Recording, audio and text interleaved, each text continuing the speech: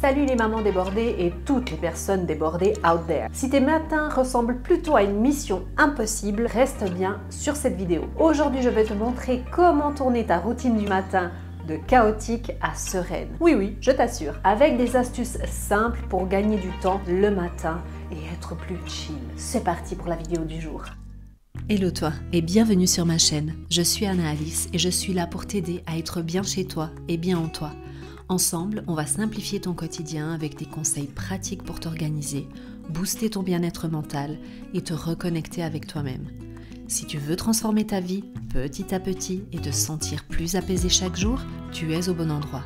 Alors abonne-toi et rejoins-moi pour cette belle aventure, et ce, toujours avec le sourire.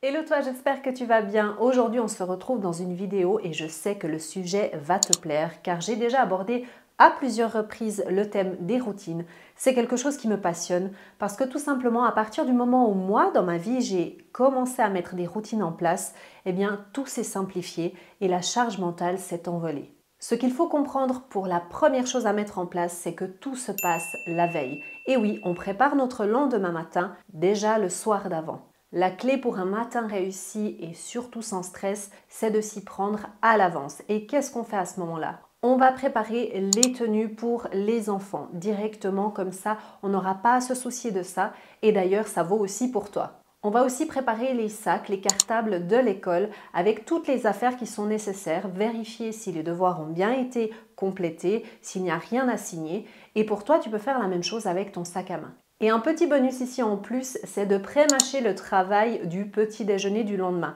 Pourquoi ne pas directement après avoir mangé le soir, eh bien débarrasser la table bien évidemment, mais directement mettre la table pour le petit déjeuner. Comme ça t'évitera de faire ça le lendemain matin. Bref, tu l'as compris, tout ce que tu peux préparer le jour d'avant, fais-le.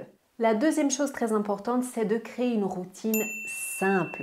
J'insiste sur le mot simple car souvent, d'ailleurs, quand tu regardes peut-être une vidéo, tu as envie de mettre tous les conseils en place et tu es extra motivé. Mais est-ce que c'est vraiment gérable au quotidien?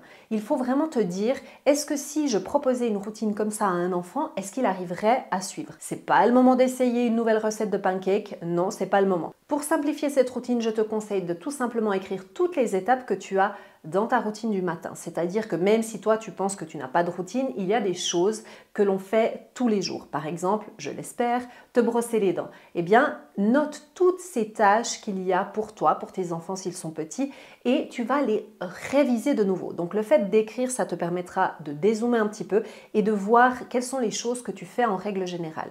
Et ensuite, tu reprends cette liste et tu te dis, est-ce qu'il n'y a pas moyen soit de simplifier, soit de carrément éliminer la tâche, soit de la faire le soir d'avant. Je vais maintenant te donner les points clés pour simplifier ta routine. La première chose, c'est de fixer une heure fixe pour le réveil. Pourquoi? Parce que pour un enfant, et pour toi-même d'ailleurs, le cycle de sommeil, plus il est routinier, plus il est le même, déjà ça facilitera le lever. Et aussi, tout simplement parce que au moins, si tu as prévu, je ne sais pas, 2 heures pour faire ta routine du matin, eh bien, tu sais que chaque matin, tu auras 2 heures pour la faire. Alors que si tu te réveilles 1 heure plus tard, eh bien, on a bien compris le dilemme. Une chose que j'ai faite avec ma fille depuis qu'elle est toute petite, avec des adaptations bien évidemment selon l'âge, eh bien, c'est de faire des checklists du matin pour tout simplement les tâches qu'elle a à faire. Alors, ça peut valoir pour les enfants comme pour les adultes. Mais là, dans l'exemple pour les enfants, eh bien, il faut prendre par exemple des images ou des pictogrammes que tu vas mettre sur une checklist, exactement comme toi-même tu as une checklist.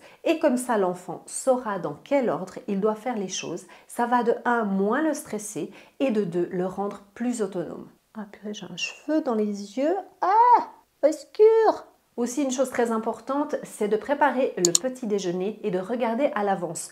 Comme quand tu fais du batch cooking ou que tu prépares tes menus de la semaine, prévois aussi qu'est-ce que tu vas faire comme petit déjeuner durant la semaine. Parce qu'on a tendance des fois à se concentrer sur tout ce qui est le repas de midi, le repas du soir, et on oublie des fois finalement les snacks ou alors le petit déjeuner. Si tu as déjà programmé ce que tu veux faire, après il n'y a pas besoin d'être savant là-dedans. Si tu veux essayer quelque chose, fais-le plutôt le week-end. Comme on a dit, les pancakes, voilà, si tu le fais jamais, fais-le pas à ce moment-là. À toi de voir ce qui convient le mieux par rapport à toi, tes goûts et ceux de tes enfants. Maintenant, pour terminer cette vidéo, que serait une vidéo routine et optimisation du temps sans quelques astuces pour justement optimiser ton temps quand tu fais tes routines. On ne cherche pas ici à faire une routine incroyable et devenir des super mamans et des super papas avec des super pouvoirs. Bon, t'as compris? Non, pas du tout. On ne cherche pas ça. On cherche simplement à éviter de courir comme des poules sans tête. Voilà, je reviens avec mon exemple de poules sans tête. D'ailleurs, c'était pas des dindes, c'était des dindes. Bref. Une chose qui est cruciale par rapport au point clé que je veux te partager, c'est de connaître combien de temps il te faut pour faire chaque tâche. Parce qu'il est très difficile finalement de mettre en place une routine et d'estimer le temps nécessaire si on ne sait pas combien de temps il nous faut pour faire ces tâches bien précises. Alors, une chose qui est très importante, c'est pour se challenger parce qu'il faut connaître la loi de Pareto. C'est pas Pareto, c'est Parkinson, c'est son pote. Eh bien, Parkinson, il disait que justement, le temps que tu t'octroies, par exemple 30 minutes, eh bien, si tu as une tâche à faire et que à la limite, elle te prendrait 10 minutes à faire, mais que tu t'es laissé 30 minutes, eh bien, elle va prendre, devine quoi, 30 minutes à être faite. Donc, la loi de Parkinson, c'est justement que la tâche va s'étendre le temps que tu t'es accordé. Donc, quelque chose d'intéressant ici, c'est d'essayer de te challenger. Alors, au début, parce qu'après, au bout d'un moment, ça deviendra routinier, mais c'est de te mettre en fait un minuteur.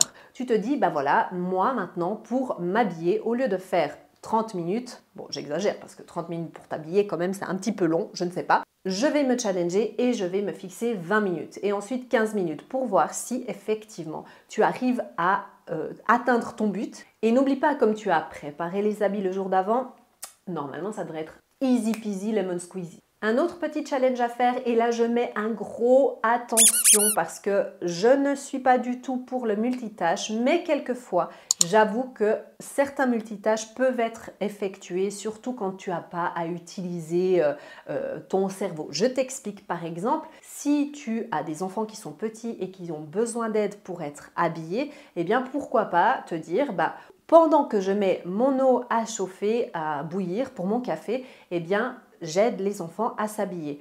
Ou alors, pendant que je mets l'eau à bouillir, eh bien, je vide le lave-vaisselle. Peu importe la tâche que tu as décidé de faire, mais essaie de voir s'il y a une tâche qui peut être en cours, mettre une lessive par exemple ou autre, qui ne demande pas ton attention, eh bien, tu peux la combiner avec une autre tâche. Mais attention, encore une fois, uniquement une tâche qui ne te demande pas d'être à deux endroits en même temps, si tu vois ce que je veux dire. Autre petit point très important, mais que j'adore, j'adore, c'est d'avoir tout à portée de main. Tout ce que tu as besoin le matin pour préparer, par exemple, tes enfants. Supposons, tu as des filles et tu les coiffes. Eh bien, pourquoi pas prévoir peut-être un panier avec la brosse, tous les chouchous, tous les élastiques, tout ce qu'il faut pour faire la beauté, n'est-ce pas, des cheveux, et comme ça tu le places quelque part dans ta cuisine ou dans ton salon, peu importe. Comme ça te permettra de joindre l'utile à l'agréable et de ne pas avoir à courir et à faire des allers-retours d'un côté à l'autre de ta maison.